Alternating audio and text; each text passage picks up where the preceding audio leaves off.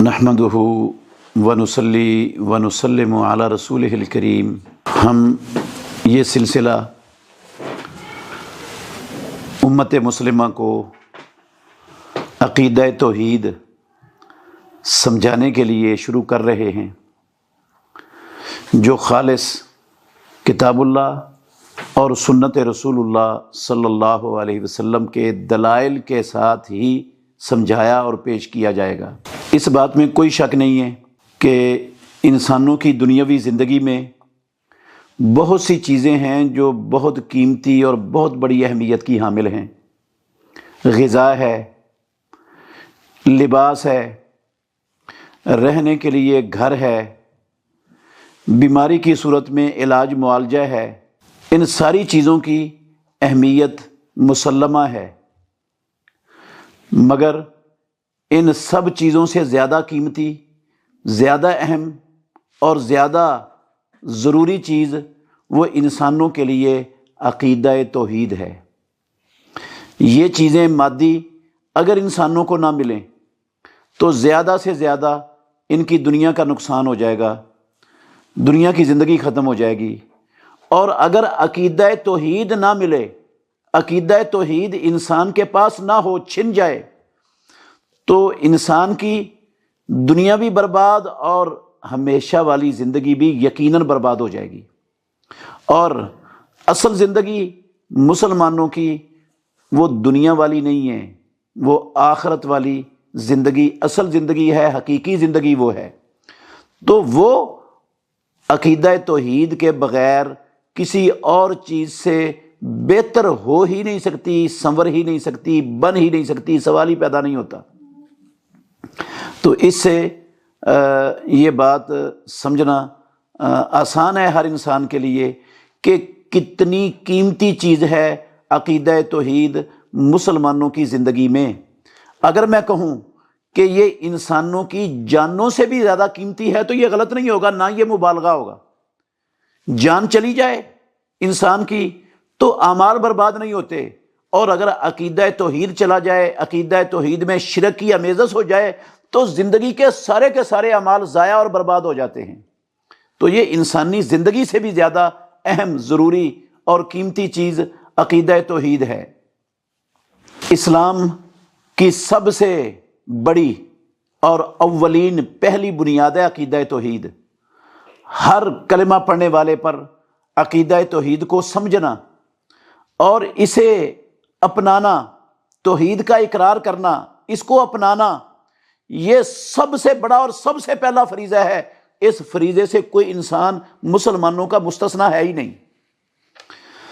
عقیدہ توحید جتنا اہم ہے اتنا ہی آج کے دور میں مسلمانوں نے اس کو غیر اہم اور غیر ضروری سمجھ رکھا ہے۔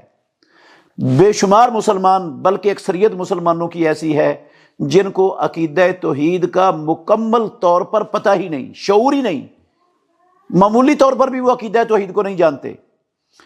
تو ان لوگوں کو جہنم سے بچانے کے لیے، ان کی رہنمائی کے لیے، ان کی آخرت سنوارنے کے لیے، ان کی عاقبت کو درست کرنے کے لیے ہم یہ سلسلہ شروع کر رہے ہیں، اور سامعین سے، ناظرین سے التماس کرتے ہیں کہ اگر وہ اپنا قیمتی وقت نکال کر اس سلسلے کو سنیں گے، تمام ویڈیوز کو دیکھیں گے، انشاءاللہ الرحمن ان کی دنیا بھی بہتر ہو جائے گی، عاقبت بھی یقیناً بہتر ہو جائے گی، اور ان کے علم کے اندر بہت بڑا اضافہ ہوگا، اور انشاءاللہ الرحمن سامعین کا، ناظرین کا ٹائم ضائع نہیں ہوگا، اور وہ زندگی میں پچھتائیں گے نہیں کبھی بھی کہ ہم اس سلسلے کو نہ دیکھتے تو ہم کوئی اور کام اس سے بہتر کر سکتے تھے۔ انشاءاللہ الرحمن ان کو پچھتانا نہیں پڑے گا۔ توحید کیا ہے؟ اللہ رب العالمین کو اس کی ذات میں، اس کی صفات میں، اس کے حقوق اور اختیار میں اکیلا، یکتا، وحدہ لا شریک ماننا، یہ عقیدہ توحید ہے۔ اور اللہ رب العالمین نے آدم علیہ السلام سے لے کر محمد الرسول اللہ صلی اللہ علیہ وسلم تک جتنے بھی نبی دنیا میں مبعوث فرمائے، تمام کے تمام انبیاء کو اللہ رب العالمین نے عقیدہ توحید کی دعوت دینے کے لیے مبعوث فرمایا اور ہر ایک پر اللہ رب العالمین نے یہ وحی کی۔ قرآن مجید میں اللہ رب العالمین نے فرمایا وَمَا أَرْسَلْنَا مِن قَبْلِكَ مِن رَسُولٍ، اے محمد صلی اللہ علیہ وسلم، ہم نے آپ سے پہلے جتنے بھی نبی رسول اور پیغمبر دنیا میں بھیجے، ہم نے ہر پیغمبر کو نوحی الیہ، ہم نے اس کی طرف وحی کی کہ لا الہ الا انا، اللہ کے سوا کوئی معبود برحق نہیں، کوئی عبادت کے لائق نہیں، الا انا مگر میں ہوں، کوئی الہ ہے ہی نہیں سوائے میرے، فاعبدون تم سب کے سب میری ہی عبادت کرو۔ آدم علیہ السلام سے لے کر محمد الرسول اللہ صلی اللہ علیہ وسلم تک ہر نبی کو اللہ رب العالمین نے جس چیز کی وحی کی، کسی نبی کو اس وحی سے مستثنا رکھا ہی نہیں۔ آپ اندازہ لگا سکتے ہیں کہ رب کی نظر میں یہ کتنا اہم مسئلہ اور کتنا بڑا مسئلہ ہے کہ اللہ رب العالمین نے ہر نبی کو وحی کی ہے۔ آدم علیہ السلام کے بعد 10 صدیاں گزر گئی تھیں، اللہ رب العالمین کی عبادت ہوتی تھی، اللہ کی عبادت میں شرک کا نام و نشان اور تصور دنیا میں موجود نہیں تھا۔ پھر 10 صدیوں کے بعد، صحیح حدیث کے یہ الفاظ کا ترجمہ کر رہا ہوں، 10 صدیوں کے بعد شیطان نے نوح علیہ السلام کی قوم کے اندر شرک کا آغاز کر دیا، شرک کی ابتدا کر دی۔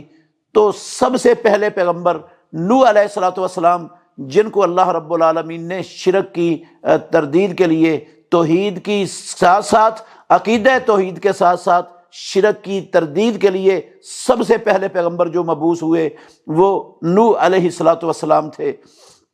اور پھر محمد الرسول اللہ صلی اللہ علیہ وسلم تک 1 لاکھ سے زیادہ جتنے بھی نبی آئے، اللہ رب العالمین نے ہر نبی کو وحی کی۔